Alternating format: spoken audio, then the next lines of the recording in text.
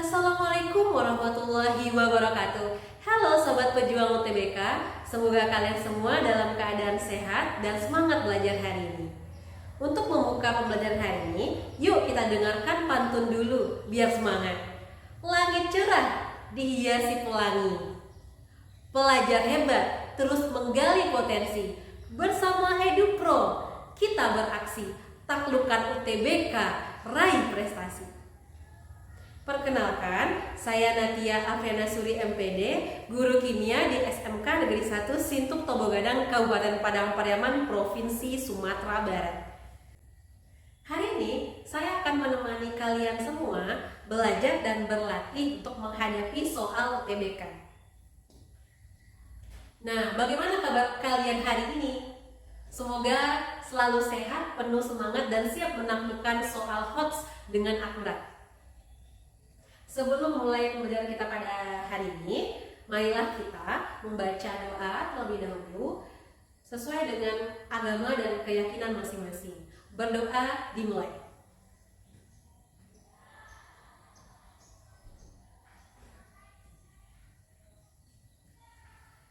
Selesai.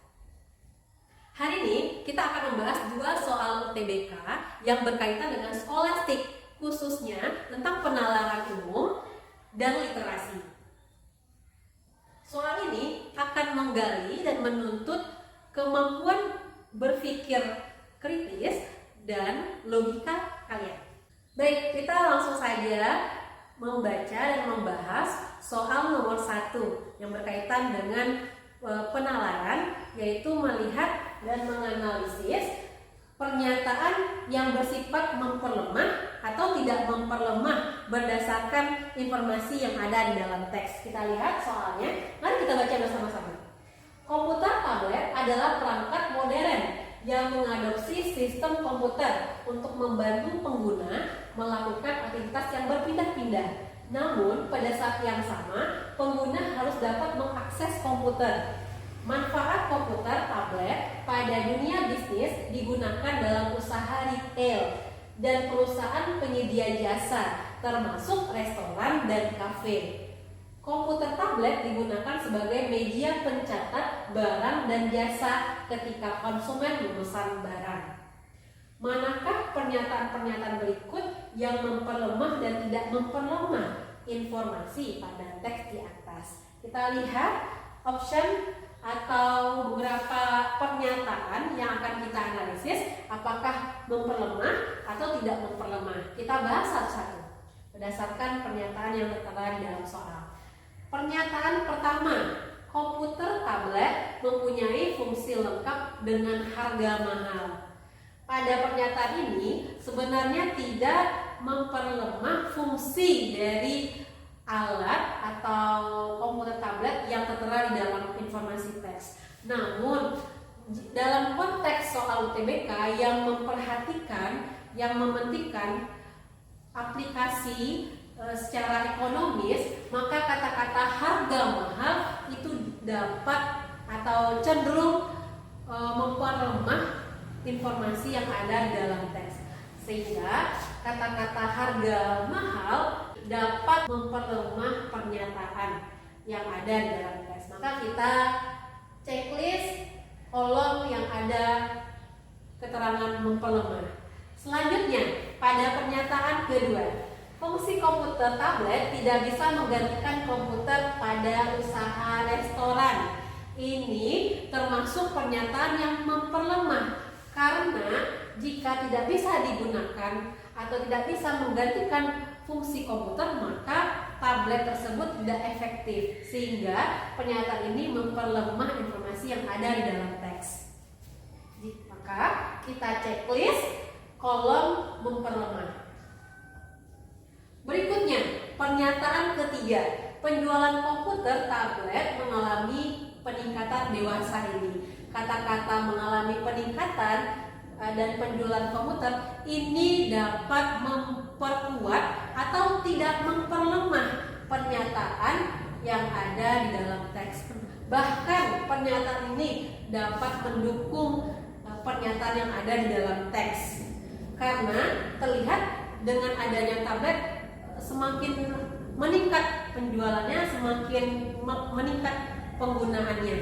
Sehingga kita men-checklist pada kolom tidak memperlemah, pernyataan nomor 3. Next, kita lanjut ke pernyataan nomor 4. Usaha kafe bernuansa tradisional, tidak menggunakan komputer tablet pada pemesanan makanan dan minuman.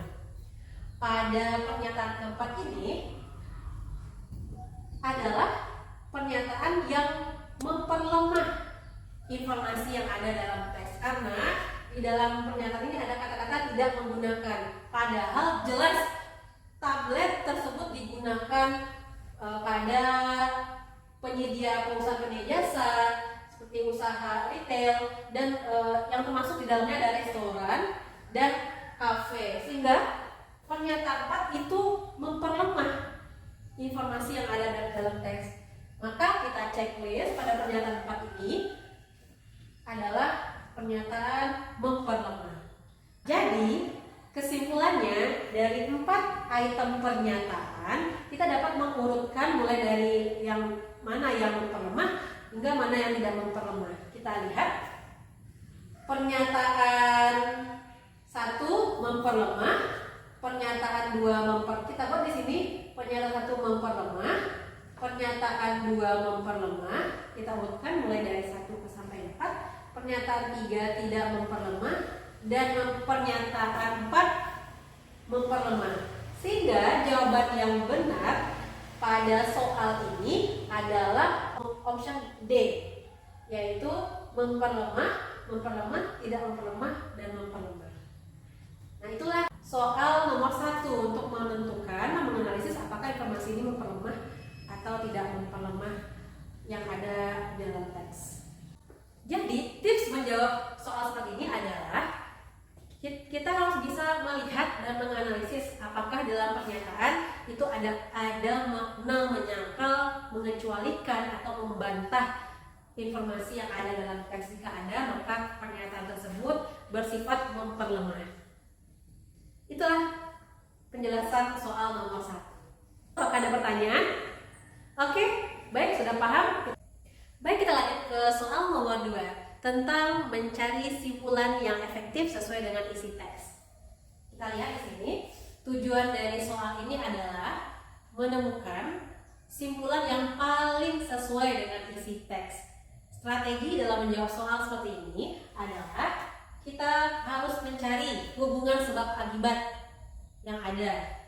Yang kedua, hindari pernyataan atau jawaban yang menimbulkan asumsi baru. Dan yang ketiga, cari simpulan yang paling menyatu dengan isi teks yang ada dalam soal. Oke, kita akan bahas informasi penting atau informasi kunci yang ada di dalam teks. Yang pertama, informasi kuncinya. Kunci adalah kita melihat hubungan sebab akibat, yaitu konsumsi gula. Sebabnya menjadi kalimat sebab dapat menyebabkan peningkatan penyakit diabetes. Ini informasi yang ada di dalam teks. Ini adalah akibat, sebab akibat. Dan yang kedua, jika konsumsi gula rendah, maka minuman manis